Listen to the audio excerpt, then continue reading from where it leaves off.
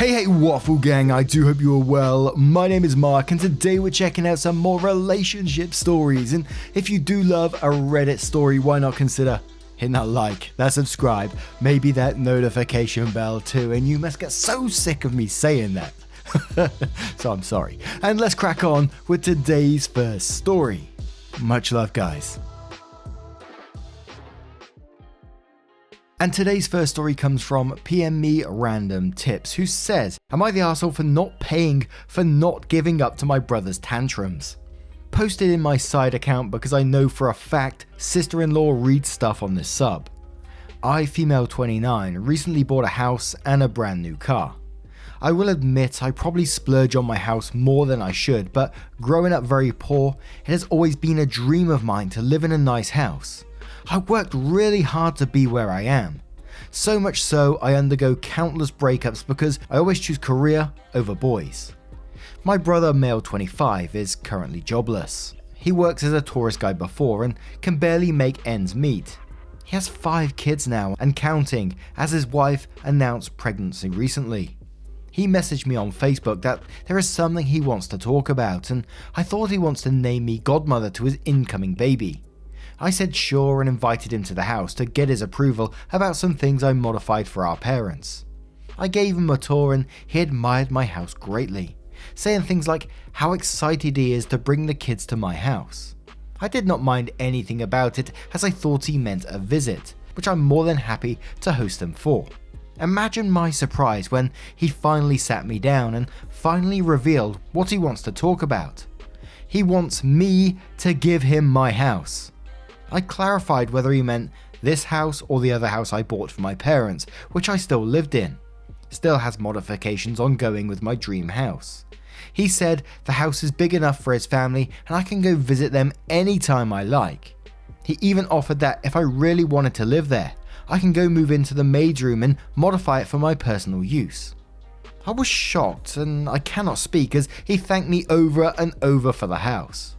I finally asked him where the heck did that idea come from and said our mother told him I will give him my house. I of course corrected that, and this is where things gone south. My brother repeatedly said since our mum said the house is his now, I cannot do anything but give in. I called my mother to tell him to duck off, and lo and behold, my mother sided with my brother. To make this long story short, my whole family had cut me off and parents disowned me until I could give my brother my house. My father has been brought to the hospital over this fight and now I feel really bad. The guy I'm seeing now said to just give the house to my brother and he'll help me buy another. Reddit, am I the arsehole here? And there was a couple of edits which we cover straight away, and it says to clarify the house that they gave away is the newly bought one. One I thought where I could raise 5 adorable fur babies. Family home is in my name too, as I have to take out a loan back then to buy it. So yeah, it may be obvious I'm not the arsehole at first sight, but I feel like I could be one because my father got hospitalized over the ensuing fight for the house. Edit 2. I'm trying to read all the comments and I'm just so overwhelmed for your support. I'm temporarily staying at a friend's house ever since. Your encouraging words really helped ease my mood. I finally decided not to give this house and sell the other one to help pay for a vast majority of loan on my dream house. I also decided to remove my parents' access to my health plans and remove them on my insurance. Last but not the least, thank you for the award, kind strangers. Reading your comments made me realize how ridiculously unreal this sounds. And we do have an update which came 8 months later. You know, and it's always going to be a not the arsehole in this situation, but it just left me thinking, what the bloody hell is going on here?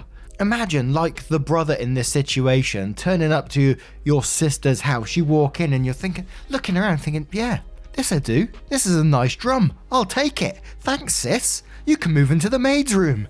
The bollocks on this man, holy moly.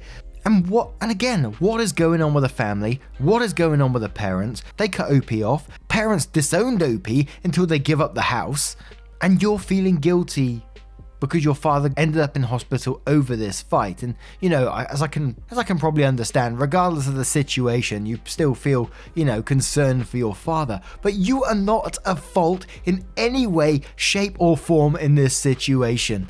The absolute entitlement, and it shocks me to say this isn't the first time we've had a story where someone feels entitled to somebody else's house. It's madness.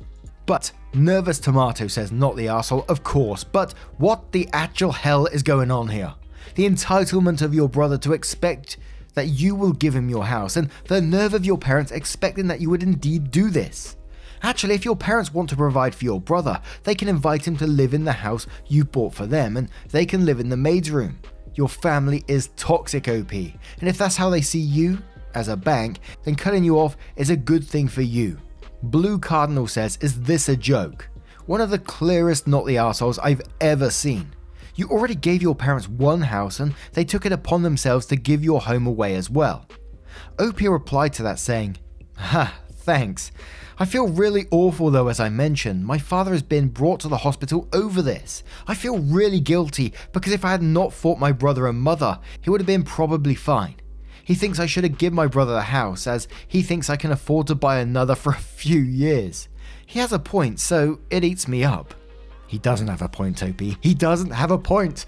But Pika26 says not the arsehole, and you should sell the other house in your name since they have disowned you and take it to go on an amazing holiday. How horrible. OP replies saying, lol, this comment made me laugh. This is the same suggestion as my boss, who also happens to be my best friend.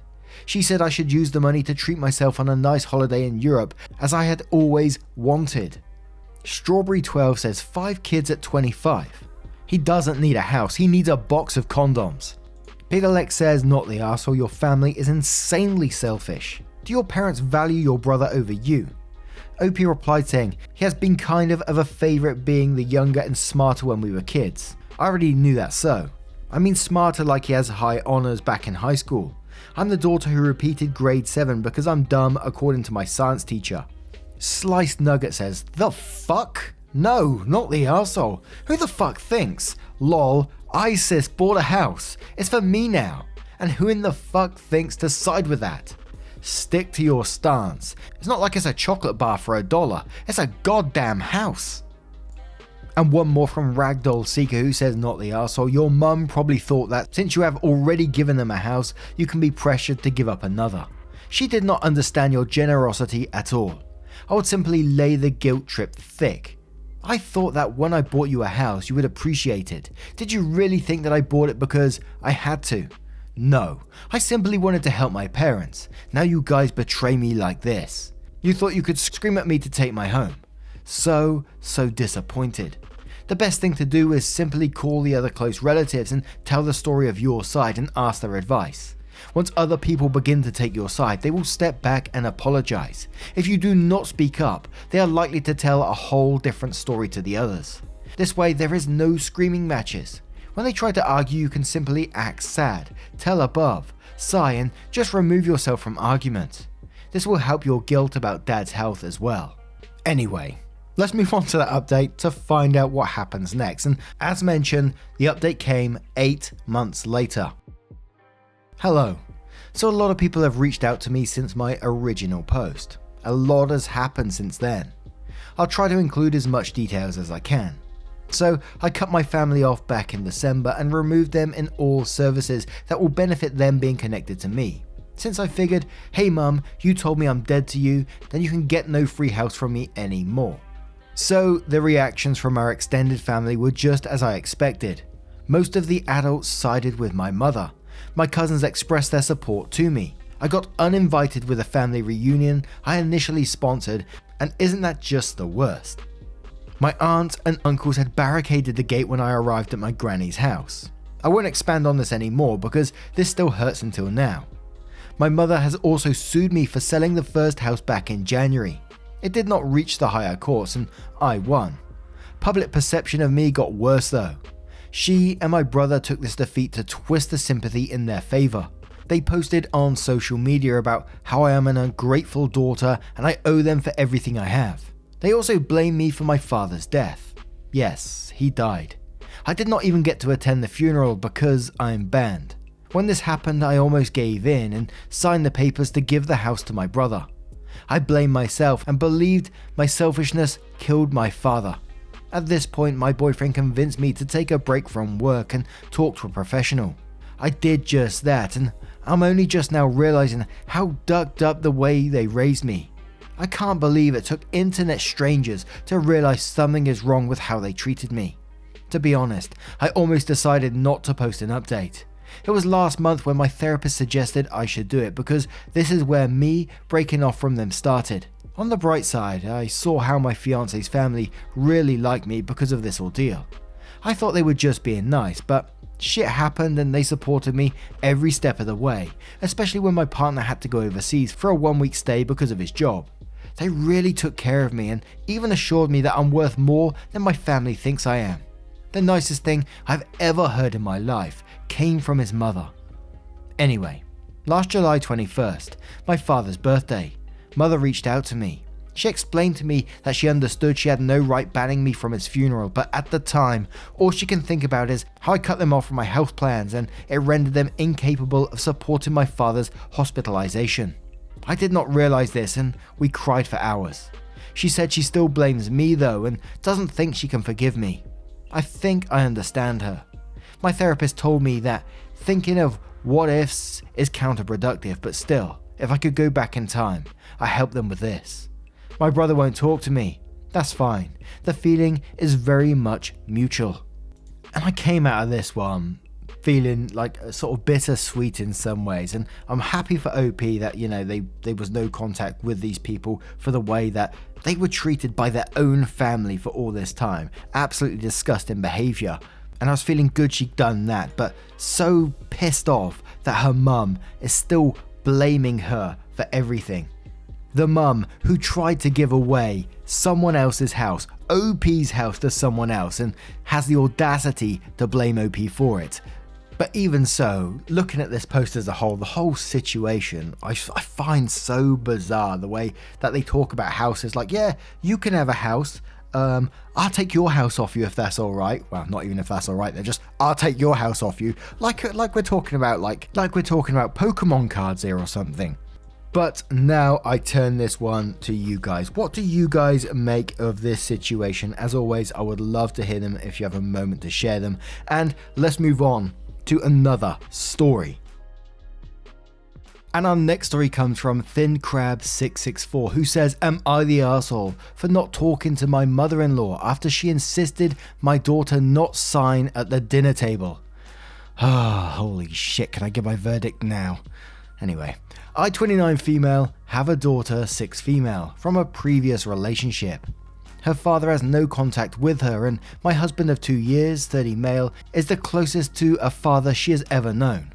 My daughter was born deaf and communicates via BSL. I am fluent, having learned alongside her, and my husband, while not fluent, is getting there, as he wants to be able to communicate with her fully, and also teach any children we have together to communicate with their older sister. When we went to his parents for an Easter dinner, his siblings and nieces and nephews were all there, and we of course brought my daughter. All the kids were very happy to get plenty of chocolate and play together. The issue rose, however, during dinner, as my daughter kept putting a fork and knife down to sign with me and my husband to talk. It was causing her to eat slower than everyone else, and my mother-in-law asked me to tell her not to sign at the dinner table, as food was going to get cold, plus it was setting a bad example and distracting from the other kids. I won't beat around the bush. I got angry. I told mother-in-law that this is how my daughter communicates and I'm not going to make her not sign. I did encourage my daughter to continue eating before her dinner got cold, but to not sign? No. That pisses me off and makes me think of people who have tried to make my daughter play the quiet hands game, aka not sign. I told mother-in-law the only way she could ask that of my daughter is if she told everyone else not to talk at all. We ended up leaving a little early, and my husband, while supportive of me, has tried to tell me that his mother didn't mean any real harm and she doesn't get why this would be a sensitive topic. I've refused to speak to my mother-in-law since that dinner and won't until she apologizes. My husband thinks I'm being a bit too harsh and I need to be the one to reach out with an olive branch on this matter. But I can't help but feel if this had been her biological grandchild who was deaf, she wouldn't have said something so insensitive or implied it was a distraction and bad example. I don't know. Maybe I'm too defensive as it's my child and I'm protective. What do you all think? And yeah, I pretty much should have given my verdict at the start. Absolutely not the arsehole in this situation. When I got to that line of, it was setting a bad example and distracting for other kids. What, a 6-year-old trying to communicate with everyone else around the table the only way that she can.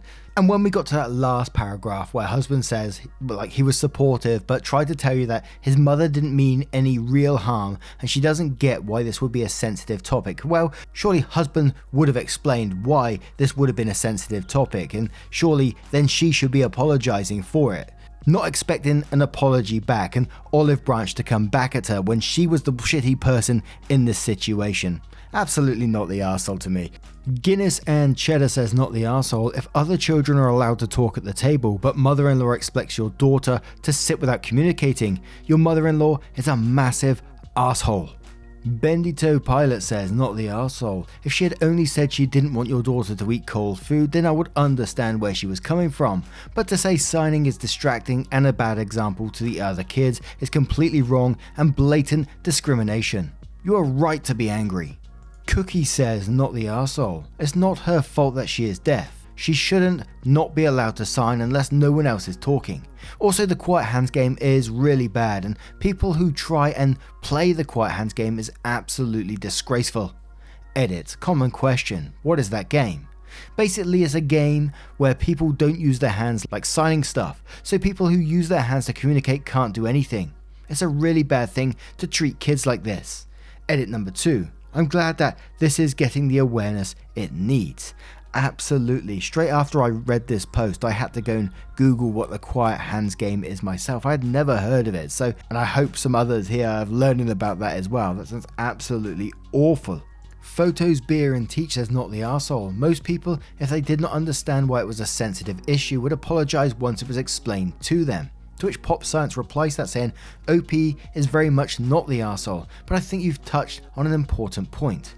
My dad is in his 70s and often takes an angry, ignorant stance on some topics. But once I explain to him why he should see it differently in a respectful way, he can see it from a different perspective. What OP's mother-in-law did was 110% awful. No argument there. But I think we need to remember that those of us who were and are raised in different environments and are and or in different eras have the advantage of being able to see things with a broader perspective. Approaching prejudice with anger doesn't really work because the default response is defensiveness.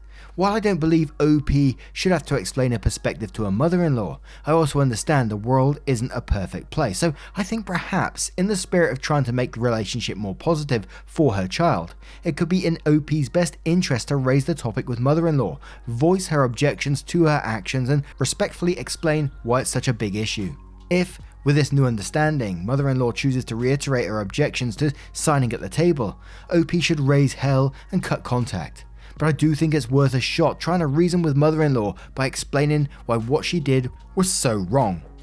And another comment just for something else from Random Selection 1 who says you're the arsehole, not for being upset and offended, but for responding to be upset and offended by giving the silent treatment. You're projecting your own insecurities by assuming that your mother-in-law responded to your daughter the way she did based on genealogy and not ignorance. She may truly not understand the impact of her words on your differently abled daughter. She will never understand if you don't make it clear to her in a calm and clear specific way. Normally I would say your husband should advocate for you, but he is also still learning and may not be the best person to outline all the ways that your mother-in-law's words and implications are damaging. The idea that if someone offends us once we ignore them is rooted in ego. Now, if after a thorough conversation you experience this again with your extended family, then you may have to respond in a way that fully protects your daughter. It seems like this is a first time thing. Give the same grace you're expecting and have an adult conversation. Not the arsehole for your feelings, but definitely the arsehole for your response after the fact. And the final comment from Poke0003 who says, well, I guess I'll brace for the onslaught, but everyone sucks here, assuming I'm not missing more context. Your mother-in-law sucks for obvious reasons outlined everywhere. If I'm reading the post right though, your husband's feedback is that she doesn't get what she's done. If that's right, I don't see how the silent treatment / no contact is addressing the problem. This is your daughter's grandmother effectively. It sounds like she needs some engagement and coaching. And yes, also needs to be acknowledging her wrongdoing. But she needs to get it to do that. Now, what do you guys make of this situation? Do you think it's a not the arsehole, or do you agree with maybe the you're the arsehole or everyone sucks here? Let me know your thoughts in the comments below. Now, as always, a huge thank you from the bottom of my heart for getting involved in today's stories. Your love, support and time always means the absolute world to me. As always, at the end of the video, there'll be a couple of playlists there that you can click on, and then I'll scroll through all the videos for you for whatever hobbies you're doing. And as always, let me know. Even send pictures to me on Twitter so I can see what you're making or what you're up to. Love to see it at Mark Narrations, by the way. And hopefully I will see you in the next one. Take care, guys. Much love. Yeah, man, I remember being so naive when life was good, weather and palm trees. Back in the day, you were everything I need. But then along came a time when you crushed my dreams. Oh yeah, you played me like a fool when you made me believe that the line between love wasn't thick enough to read. Oh yeah, you see we in despair, crime everywhere. You're selling false hope cause you just don't care. Nah, you just don't care.